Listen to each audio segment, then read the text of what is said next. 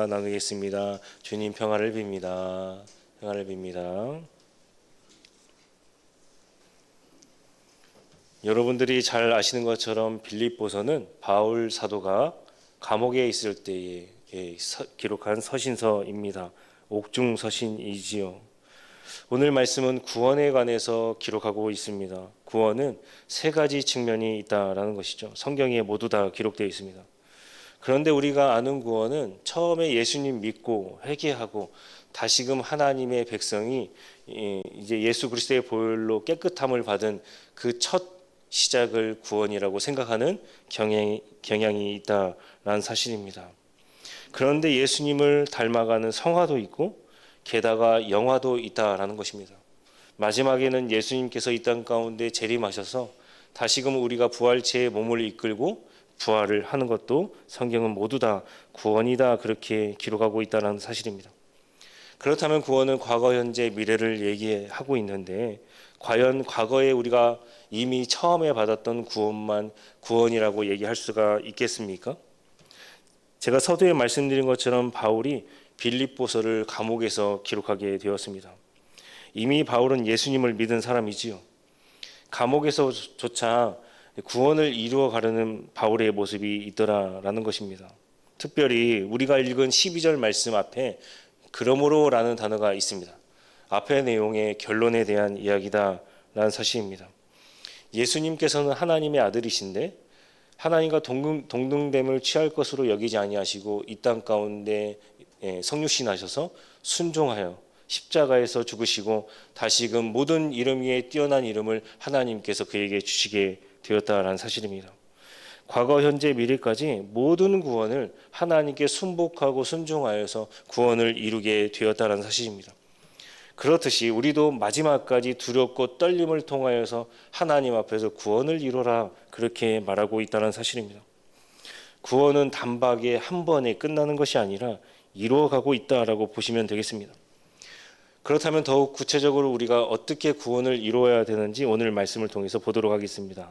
원망보다는 감사로 신앙생활을 하는 것이 구원을 이루는 삶이다라는 것입니다. 14절 말씀입니다. 모든 일을 원망과 시비가 없게 하라. 방금 읽은 말씀에서 중요한 부사 하나가 있습니다. 모든입니다. 우리가 신앙생활을 하거나 직장생활을 하거나 누구를 만나든지 간에 모든 것에 원망과 시비가 없이 하라는 것입니다. 원망이 무엇일까요? 중얼거린다라는 뜻을 가지고 있다라는 것입니다. 요즘 모기가 없지요? 이제부터 모기가 있을 거라고 그렇게 이야기를 하는데요. 여름철 모기가 극성입니다. 잠을 잘 때에 귀에서 윙윙거리면 여러분들은 어떻게 하십니까? 저 같은 경우는 반드시 잡고 자야 됩니다. 어떤 분들은 그래 모기도 조금 살아야 되겠지라고 그냥 자시는 분들도 있으신데요. 저는 시계 소리가 째깍째깍 가는 소리만 들려도 잠을 잘 자지 못한다라는 겁니다. 잠을 좀 자보려고 하면 귀에서 앵앵거리고 또 잠을 자보려고 하면 귀에서 윙윙 거린다라는 사실입니다. 원망이 그러한 것이다라는 것이죠. 여러분들이 잘 아시는 것처럼 원망, 불평이라고 해도 무방하다라는 사실입니다. 누가복음 15장에 기록된 세 가지 비유가 있는데요. 잃어버린 양을 찾는 목자의 비유, 잃은 드라크마를 찾는 여인 비유, 마지막으로 잃은 아들을 찾는 잃은 아들에 대한 탕자에 대한 비유가 기록되어 있습니다. 이 비유를 주님께서 들려주신 이유가 있습니다. 바리새인과 서기관들이 예수님을 보고 저 사람 죄인이다, 또 죄인들과 함께 어울린다라고 불평하고 수군거렸기 때문에 이 비유를 들려주게 되었습니다. 예수님께서 삭개오의 집에 들어가실 때도 마찬가지였습니다. 삭개오의 집에 예수님께서 거하시고 먹게 되자 서기관 바리새인들 수군거리기 시작합니다. 저 사람 또 죄인들과 함께 또 먹고 마신다 라면서 불평하게 되었다는 사실입니다.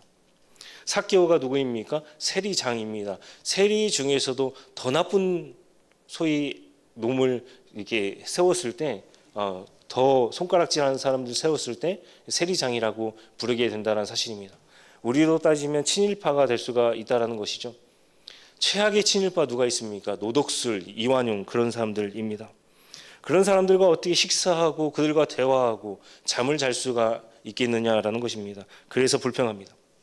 이스라엘 백성들 광야에 있을 때 얼마나 불평했습니까? 물이 없다 불평하고 옷이 없다 불평했습니다.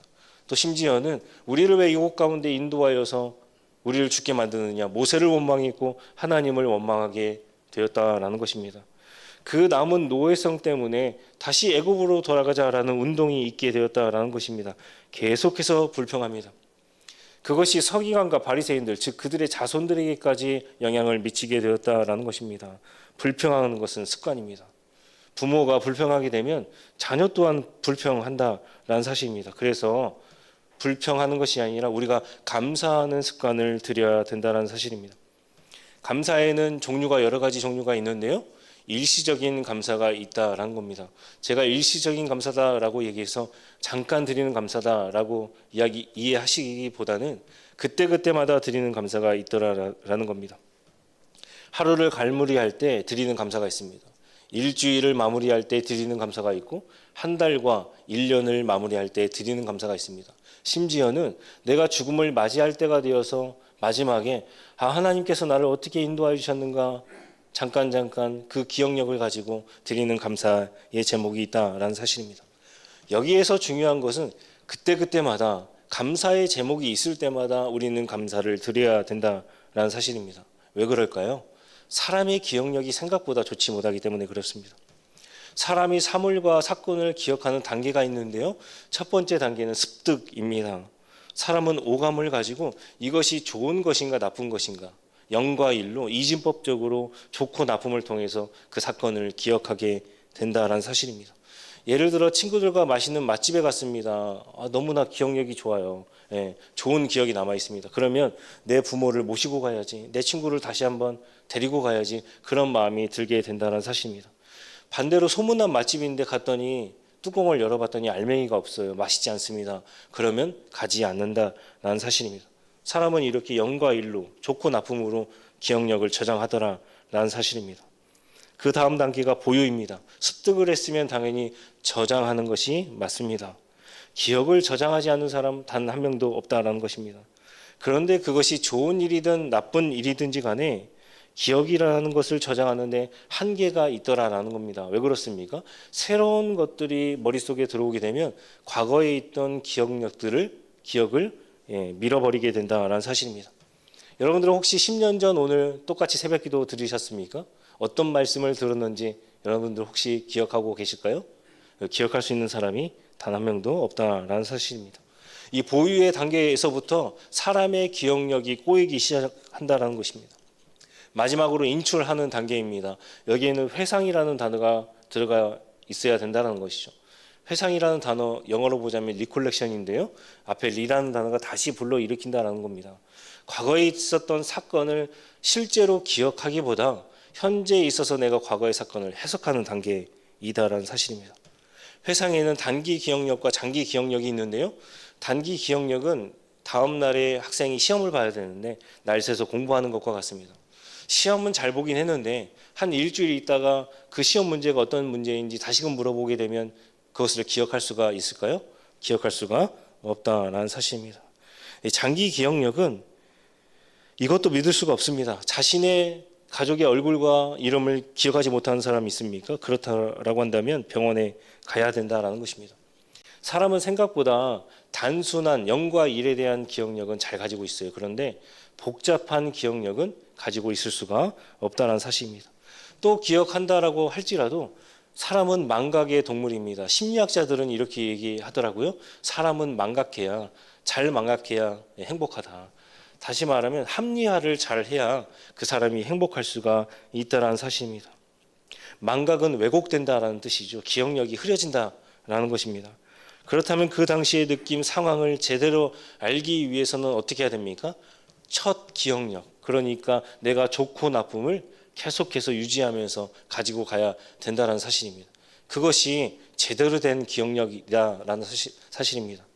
그러면 우리가 하나님께 감사해야 될 제목들이 있다고 한다면 어떻게 해야 됩니까?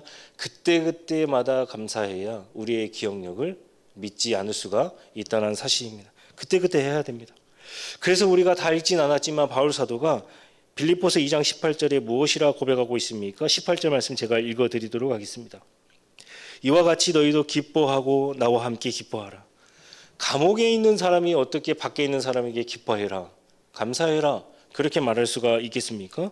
바울도 감옥에 있을 때 즉시 감사했습니다. 감옥에 있는 사람이 어떻게 이런 말을 할 수가 있겠습니까? 아마도 이 편지를 받는 사람이 이렇게 말했을 것 같습니다. 너나 잘해. 네 몸이나 챙겨. 감옥에 있는 사람이 밖에 있는 사람을 뭐하러 걱정해? 네 몸이나 먼저 챙겨야지라고 이야기했을 것입니다. 바울 사도는 우리에게 권면합니다. 감옥에 있는 나도 즉시 감사했다. 기뻐했다. 여러분들도 이렇게 나처럼 이러한 삶을 살아라. 이렇게 삽시다라고 이야기한 것입니다. 이 질문에 대한 답을 여러분들이 해야 된다라는 사실입니다. 오늘 하루 감사해보면 어떨까요? 믿져야 본전이다라는 말이 있습니다. 감사하면 하나님의 더 큰 감사로 여러분들에게 갚아주신다라는 사실입니다. 공부를 안 하던 학생이 공부를 하려면 2달 정도는 엉덩이를 붙이고 있어야 된다라고 이야기합니다. 왜 2달일까요? 습관이 들여져야 한다는 것입니다. 공부는 때때로 생각해 보면 머리의 문제이기도 하지만 엉덩이의 문제이기도 합니다. 감사도 습관입니다. 그런데 습관은 의미 없이 하는 습관이 아닙니다. 습관의 반대적인 말로 리추얼이라는 말이 있는데요. 같은 습관을 하더라도 어떤 사람은 그 안에 의미를 잘 담아서 하는 습관의 일들이 있다라는 사실입니다. 우리가 감사할 때 그냥 무의식적으로 그냥 무의미 없이 감사하는 것이 아니라 매일 하루에 하나님께 주시는 그 소소에 대한 차이점을 느끼며 감사하는 사람들이 있더라라는 겁니다. 저는 여러분들이 이렇게 감사했으면 좋겠습니다. 감사는 습관입니다. 2달만 연습하면 내 입에 감사가 일어날 수가 있다라는 것입니다. 오늘 말씀 들은 여러분들 감사하셔서 여러분들의 문제와 상황을 감사로 이겨내시는 저와 여러분 되기를 주님의 이름으로 간절히 소망합니다.